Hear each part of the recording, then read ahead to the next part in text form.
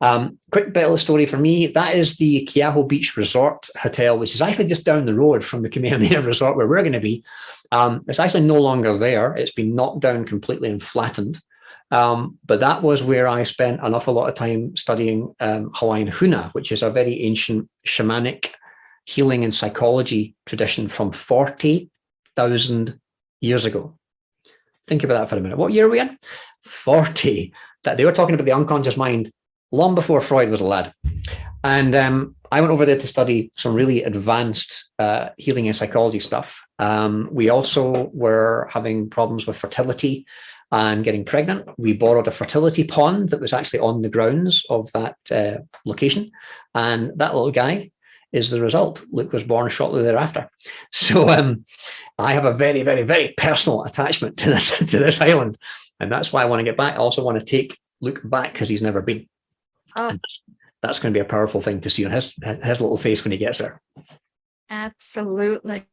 Oh, Jonathan, what a story. And this is what it's about. Yep. It's about the background stories, and it's about the stories of our speakers, of not only the speakers, but our attendees. As they go through the week, they are going to have an opportunity to transform, as we said, from a business standpoint, as well as financial wellness. And we're going to all tie it in to that mental health and wellness, to the body, mind, and spirit, to that financial concept. It's not always about the money. And I know I've been criticized strongly every time I say that. But it truly, that wealth has to come from within. You have to have that ability to have that inner confidence, that inner, how would you put it, that inner spirit. Yeah, well, the money's great, but do you want to be ill as well? Do you want to be a chronically ill wealthy person? Do you want to be a single wealthy person? Do you want to see everything else crumble apart around you? You can't take it with you. We arrive with nothing and we leave with nothing. So it's more about the people. It's more about the experiences. It's more about the magic moments. It's not the number of breaths you take. It's the number of moments that take your breath away. As someone famous. I love that. Truly. So. And just one more thing, Jonathan. When I was in the corporate pharmaceutical world, I was working around the clock. And I remember one evening it was, and I commuted an hour each way. And one evening it was past, I want to say 11 o'clock. And I thought I was the only one other than security in the building. And I was in research and development at the time, and we were working on different compounds and heart drugs. And as I walked past an office, I realized there was a light on, and it was the president of the company. And he stopped me, and we had a conversation. And I will never forget, he looked at me and he said, Jeannie, at the time, he said, you can work to live, but don't live to work. That always stuck with me. Did I say that right? Work to live. Yeah, don't work to live, live to work. Don't live to work. Live to work. Yeah, yes. It's life-work balance. You hear that all the time, but it's the wrong way around. It's life-work balance. No, absolutely. No one regrets lying on a deathbed wishing that they should have done more work at the office. Truly. That won't be what you regret. So no, truly. So Jonathan, take it from there. So I think that's a good segue with what we're talking about here. I mean, if you're in the slightest bit entrepreneurial, if you have that drive to turn your business into a success, if you want to make this thing grow and scale and look after you, then you're an independent thinker. Your mind is your biggest asset. Your drive and your willpower is a huge asset. You're probably, if you're anything like us, open to learning and personal development. You're interested in being a better version of you, being a better leader, a better communicator, a better presenter, a better salesperson, right? But you also need to keep in touch with innovation and technology and things advancing. Things are dramatically different from how they were 30, 40 years ago, and they're changing all the time. You want to be ethical. You want to do things with a corporate social responsibility. You want to contribute. But at the same time, you're trying to build financial security and you're trying to accumulate wealth for your own family, your own community. You're going to be networking, collaborating, building meaningful connections. There's a heck of a lot to do. And unfortunately, there isn't really a school where you can go and learn this stuff. There isn't really a degree in entrepreneurialism. So we learn through trial and error. We learn through mistakes. It's far better to model what's already working. It's far better to look for who's already got what I want, who's already doing what I want to be able to do, who's already got what I want to have, and spend some intense time with them and pick up their recipes, pick up their strategies, and walk away with a treasure map. So you know what to do and you know why you're doing it. And it's based on real results. It's not based on hope and hype. It's just too much hope and hype and promise and under delivery. So we want to do the reverse of that. We want to give you stuff that we know works and is proven, and you're going to be speaking to the people that are doing it. For myself, I was running a marketing agency in June 2021. I've been running it for, I think, 12 years by that point. The clients were stressed out because it was COVID, it was pandemic. They were freaking out. They needed money. They needed the till to ring and, the emails to ping. I was stressed out in my box. I eventually ended up in hospital, and I realized I can't do this anymore. I cannot take this stress anymore. I was banging my head against a brick wall, but I didn't know what to do instead. I had no idea what the new vehicle looked like. Fortunately, I joined a new network. I left my existing small Scottish network in the UK and joined an international global network. So there's a lot more people there. And I tapped into the experience there of people who were ahead of me. And they gave me a business model. And I implemented that business model. And now I'm doing about a 5-hour work week. So I'm passionate about this stuff because I am doing it. I'm walking my talk and doing the stuff. And that's the kind of stuff I want to share with you. Jean Marie's already told you she went from corporate job to going off on her own, but then being gagged and bound and told you can't do what you're good at. You can't compete with us, and being forced to kind of really have to play the game very carefully. So now that time period has elapsed. She is free to run. She's free to do what like.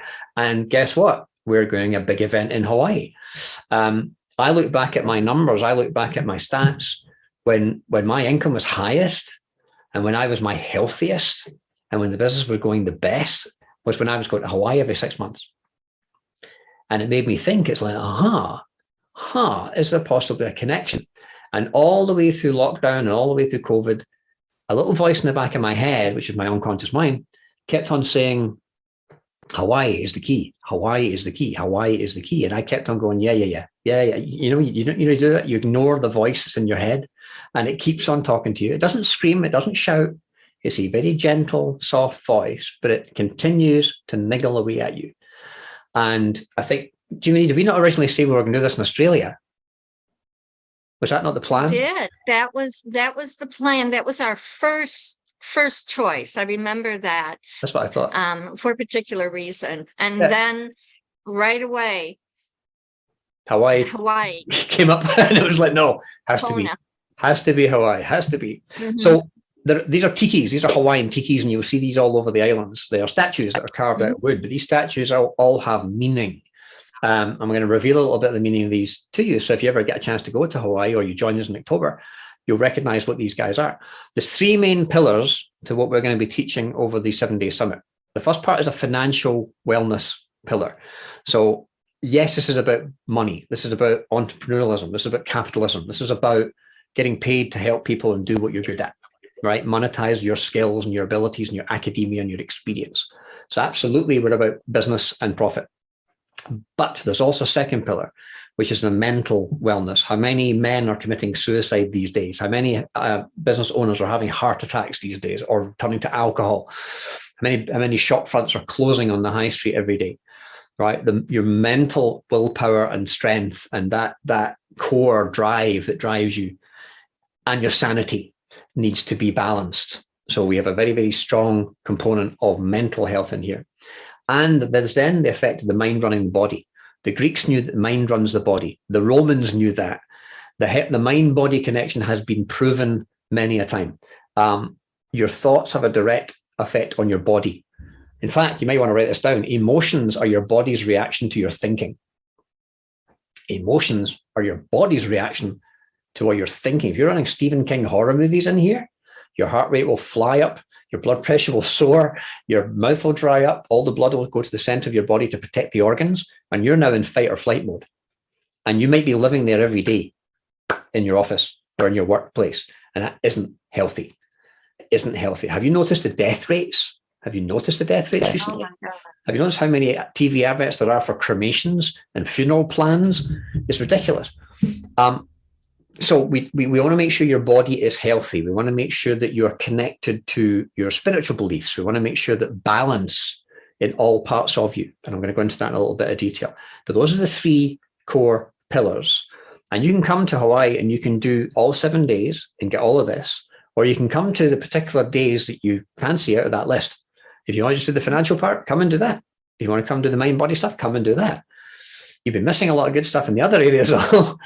So it's not about striving. Jonathan. Yes. Jump in. I just want to make one point to recognize that you cannot, and to enforce what you just said, you cannot have a thought without it affecting your heart. Thinking and realizing there is just 18 inches between our mind and our hearts,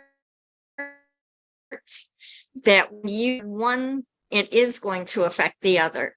So that stands to reason that whatever your business is, if it is a restaurant owner, if it is an entrepreneur of just selling maybe books, a bookstore of some kind, or a corporation, a company, whatever you are doing, even from the standpoint of a veterinarian or a doctor, a physician, whether that is body, mind, or spirit, it is effective to know that your wellness has to come from within, and you control that through what you're thinking, as you shared. And so each one of these programs, even though we are speaking on business, whether it is Don McCarty speaking on our cybersecurity, or if it is Jacob Miles talking about digital or diversity and inclusion, or AI, the NLP, Jonathan, that you were speaking of, our financial wellness with Richard Burge, or Karen Burge speaking on the wealthy client. There is a connection. We're talking about business, but then we are bringing in that connection, that mental health and wellness, as well as what it does to the body, mind, and spirit, and how to get the most and to be the healthiest in all 3 areas, so that your business is successful and it thrives. And we can't do that by just having one course in a business for the day to move on. And that is why it's at an event, because we're incorporating everything to get the most out and to be the most successful that you can be. Absolutely. I mean, what would happen to your business if you weren't there tomorrow? Or if you weren't there ever again? What would happen to your business? It's not about striving. It's not about working harder. We have this tendency to go, right, if I just put in more hours, like Jean Marie staying in the office till 11 o'clock at night, if I just put more hours and I can figure this out and I can conquer this problem, I can eventually fix it. Well, that's one approach. Striving is one way of doing it. There may be other approaches, and that's what we want to open your mind to. We want to give you more free time. So if you've got nothing else, imagine having more free time, a lot less stress. We can't say no stress, because no stress is unrealistic, and some stress is actually good for you. So less stress, heck of a lot less stress, but more clients, more free time, more clients, and possibly even a zero commute. There's a lot of offices closing now because people are working from home. My home office that I'm sitting in right now, well, even though it looks like I'm on the beach, my commute is from my kitchen kettle to here. It's about 30 seconds. And I love that. I used to spend all my time on the road. It used to take me 3 hours to do a 1 hour appointment because it would take me an hour to get to the destination, to park, to pay for the parking, to buy the Starbucks, to meet the client, and then get back to the car park, drive all the way through rush hour traffic, get back home. And I remember saying to my wife in February 2020, I remember saying to her, there has to be an easier way to life than this. And then a month later, we were in lockdown. Be careful what you ask for. So what happened for me is I tapped into a new network. I met a whole bunch of world-class, high-caliber individuals. I was given a strategy and a business plan to implement a 5-hour work week. I got personal coaching all the way through and guidance and week-by-week hand-holding to help me through any obstacles that I bumped into. I got the support and accountability of that community. I had more reassurance and support from that particular group than I had in 9 years with another network, and a network you would have heard of. I spent 9 years having breakfast with these guys every week for 9 years. And my business multiplied by a factor of 5, by the way, when I left that organization and joined the other group. So it tells me I was in the wrong room for 9 years. And I've implemented systems and practices, and I'm continually learning to get that life-work balance and long-term financial independence. Ultimately, that's what this is all about. So I've been through it, and we want to share it with you. And it's these 3 things: financial wellness, mental health and wellness, body, mind, spirit, right? Now, I've discovered after 26 years of running my own business and spending tens of thousands of pounds and dollars into programs. I have bookcases full of home study packs, DVDs. I've done the seminars. I've been to see Tony Robbins. I've done all that stuff. I've studied with lots of gurus. We want to take the best of what I know and the best of what genius speakers know and distill that and hand it to you in bite-sized chunks over the course of 7 days, right? This is the Entrepreneurs Accelerator Summit, October 2023, Kona, Hawaii. Now, financial wellness, mental health and wellness, body, mind, spirit. The first one, financial wellness.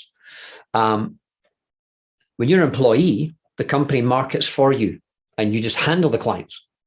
As an entrepreneur, you have to find the clients, but you're also the CEO. You're also the janitor. You're also the marketing department. You're also issuing invoices. You're doing all the admin. You're doing everything, right? You're cleaning the desks. There's a lot to learn, but there are smart working practices. And it doesn't matter whether you're a veteran or whether you're a newbie. We want to give you some stuff that will help you earn more money, but work less hours, right? So you can have more financial security and fund the lifestyle that you envisaged when you first started your business. That's the whole goal. These are some of the guys I've studied with. You probably recognize most of them. I've either worked with them individually, personally, or I've studied their stuff and implemented it and used it. And I want to share the best of what I've learned over the past 26 years.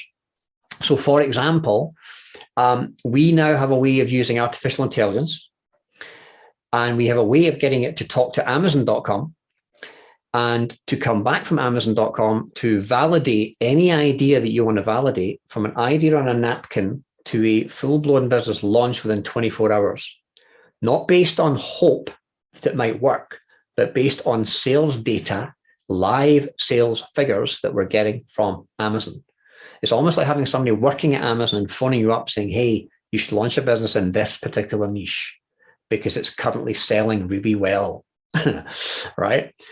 Phenomenal stuff. And we're going to actually hand you the prompts. If you know what prompts are, we're going to hand you the highly crafted, engineered prompts that you can use to get AI to talk to Amazon. I'm going to show you how it works. We'll also demo it on the day, and everybody who's there will get a copy of that. We're all going to talk about world-class high-ticket programs. How do you put together a high-ticket program that's $3,000 and above that you can sell, that you can also turn into a book, you can turn into an online course, you can turn into a year of workshops and retreats, you can turn it into a corporate consulting package or a coaching package, or all 5, which I'm a big fan of. I've written 14 books so far. I have multiple streams of income, and I believe everybody should. I'm going to teach how that works. Then we're going to talk about survival and replication. This is a huge, huge thing. Very high level, very, very abstract. However, the 2 core needs that drive everything we do and all the major evergreen markets, all the perennial markets that are out there, the industries and niches that always have sold, always will sell, fall down to these two things, survival and replication. And I'm going to be sharing what that's about and how to actually profit from that, because everything people do is for one of those two needs. I'm going to demonstrate exactly how that works.